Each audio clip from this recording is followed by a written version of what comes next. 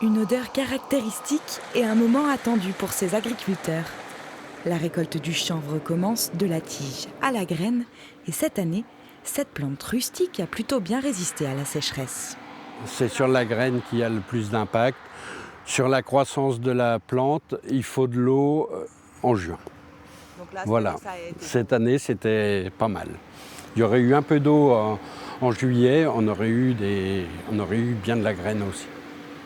Mais il ne faut pas beaucoup d'eau pour la culture, en effet.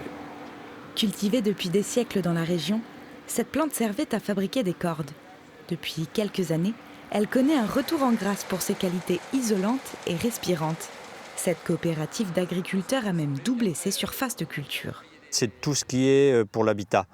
Et entre autres, avec le développement des machines à crépir, les débouchés sont nettement plus importantes qu'auparavant où c'était des applications manuelles. Donc le groupe a décidé de remonter ses surfaces, dont on est passé de 55 à 110 hectares pour cette année. D'autres débouchés peuvent être envisagés.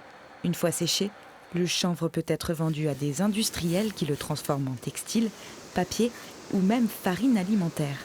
Un complément de revenus pour les agriculteurs. C'est une très bonne tête de rotation, il y a très peu d'intrants, donc c'est une bonne culture, ça pousse un peu à tous les temps, j'ai l'impression. Même cette année qu'il a fait très sec, il a relativement bien poussé, donc c'est une culture, moi c'est la deuxième année que j'en fais et c'est une culture qui est relativement, on a l'impression qu'elle est relativement bonne. Aujourd'hui, la recherche avance aussi sur l'utilisation thérapeutique et cosmétique du chanvre. De quoi garantir un bel avenir à la coopérative.